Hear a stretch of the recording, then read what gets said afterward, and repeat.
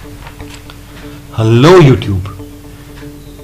एक ऐसी चीज, एक ऐसी क्वालिटी जो आपको बहुत सक्सेसफुल बना सकती है, अमीर बना सकती है, जानते हैं वो क्या है? The one thing. क्या हुआ, कंफ्यूज हो गए? कोई बात नहीं, हम समझाते हैं। आपने बचपन में मैग्नीफायर ग्लास से कागज तो पक्का जलाए होंगे। वो कागज कैसे जलता है? जब सूरज की सारी रोशनी, सारी एनर्जी मैग्नीफायर ग्लास एक ही जगह पे लगा देता है, उसी एनर्जी से, उस गर्मी से वो कागज जल जाता है। आपको क्या लगता है कि मैग्नीफायर ग्लास ने क्या किया? क्या उसने सूरज की रोशनी को बढ़ा दिया? बिल्कुल नहीं। सिर्फ सारी एनर्जी को एक जगह पर फोकस कर दिया, एक चीज पर, वन थिंग पर। आज तक इतिहास में जो भी लोग सक्सेसफुल हुए हैं, अमीर बने हैं, वो इसी क्वालिटी की वजह से बने हैं, द वन थिंग।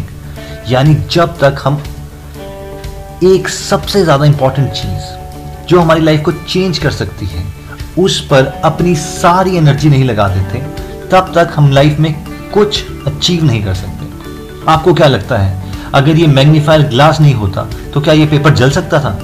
कभी भी नहीं।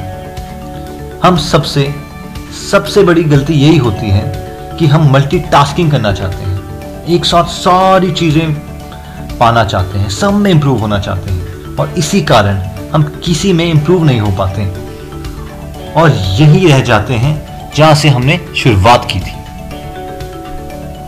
हम लोग कभी सचिन तेंदुलकर की तरह क्रिकेटर बनना चाहते हैं, कभी सानिया मिर्जा बनना चाहते हैं, कभी ए.आर. रहमान की तरह सिंगर बनना चाहते हैं, तो कभी आइंस्टाइन की तरह साइंटिस्ट। और ऐसा नहीं है कि हम इनमें से कोई भी क्वालिटी अचीव नहीं कर सकते, पर सारी क्वालिटीज में उतना ही परफेक्ट होना जितना कि ये लोग हैं, ये तो नामुमकिन है।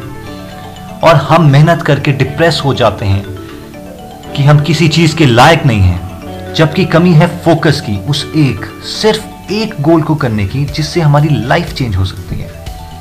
अगर हम सचिन तेंदुलकर की बात करें तो उन्होंने अपनी पूरी जिंदगी अपनी वन थिंग को लगा दी, यानी कि क्रिकेट को।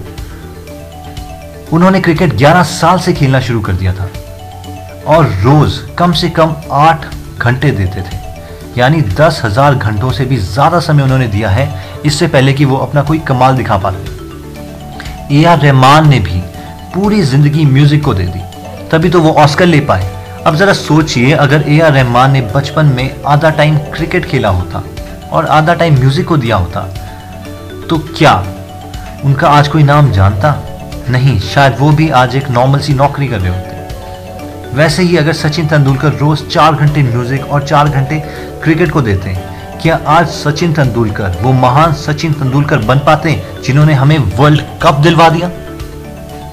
ऐसे ही अगर आप अमीर बनना चाहते हैं तो अपना सारा फोकस फाइनेंशियली एजुकेट होने में लगा दीजिए, अपनी वन थिंग, कोई बिजनेस या कोई इन्वेस्टमेंट की स्किल्स अचीव करने में लगा दें।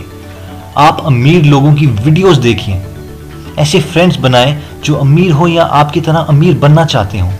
सक्सेसफुल अमीर लोगों की बायोग्राफी पढ़ें और फेसबुक पर ऐसे ही लोगों को फॉलो करें, यानी अपनी सारा टाइम, अपना सारी एनर्जी एक ही जगह पे लगा दें, तो आपको कोई भी अपना गोल अचीव करने से नहीं रोक सकता। मैं आपको एक स्टोरी बताना चाहता हूँ।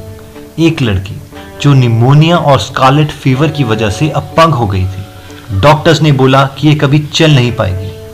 वो उदास हो गई क्योंकि वो दुनिया की सबसे तेज दौड़ने वाली लड़की बनना चाहती थी।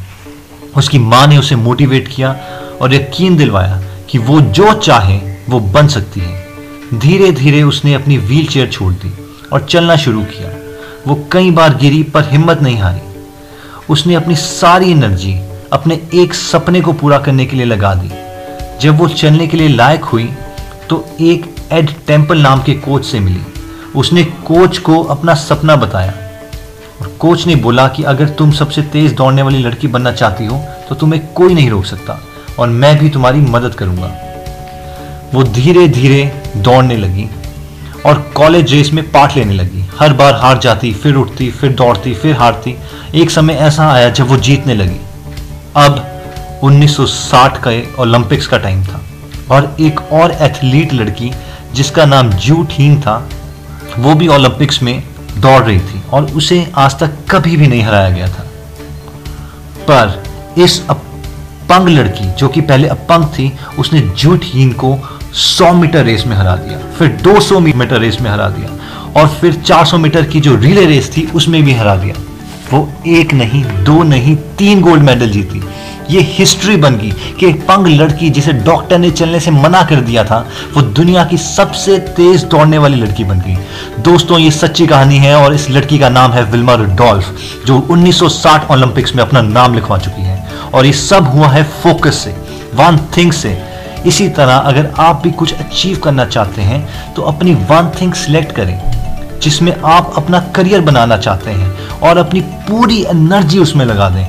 आप लोगों को बोलने दें, बस आप उस वन थिंग पर ध्यान कीजिए और मेरा पूरा विश्वास है कि आप पक्का जीत जाएंगे। दोस्तों, अगर आपको हमारा ये वीडियो पसंद आया तो इसे सब्सक्राइब और लाइक पक्का कीजिए, क्योंकि हो सकता है हमारी कोई एक वीडियो, एक आइडिया आपके लिए बहुत इंपॉर्टेंट साबित हो जाए। चलिए, अभी के लिए नमस्ते, धन्यवाद।